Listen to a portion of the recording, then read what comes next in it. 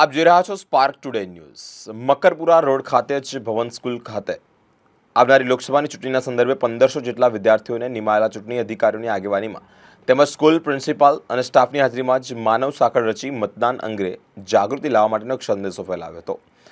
લોકસભાની ચૂંટણી આવી રહી છે, અનેક નાગરિકો મતદાન કરે તે અતિ આવશ્યક હોય છે। તે અંતર્ગત ભવન સ્કૂલ ખાતે આ લોકસભાની ચૂંટણી સંદર્ભે જ એક મતદાન જાગૃતિ અંતર્ગત એક સંદેશો ફેલાવવામાં આવ્યો હતો।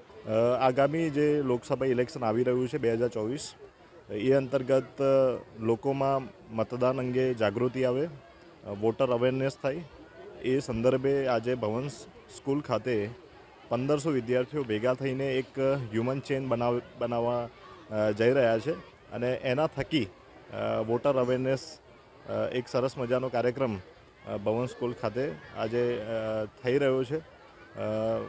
હું પણ 145 માંજલપુર વિધાનસભા મત વિસ્તારના ચૂંટણી અધિકારી તરીકે સર્વે મતદારો છે એમને અપીલ કરવા માગું છું કે આગામી જે પણ લોકસભા ઇલેક્શન આવે છે એમાં ખૂબ જ ઉત્સાહથી લોકો ભાગ લે અને જે પણ લાયકાત ધરાવે છે તમામ મતદારો મત આપે પોતાનો।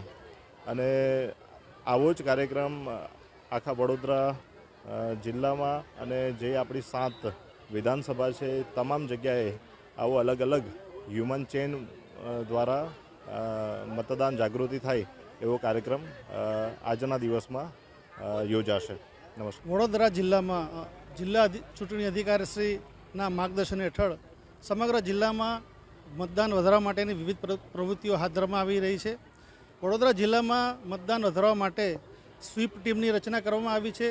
તેવી જ રીતે જિલ્લા વિકાસ અધિકારીશ્રી અને હું એટલે કે ડેપ્યુટી કમિશનરને પણ જે વિસ્તારોમાં મતદાન ઓછું થાય છે ત્યાં મતદાન વધારવા માટે ખાસ નોડલ અધિકારી તરીકે નિયુક્ત કરવામાં આવેલા છે।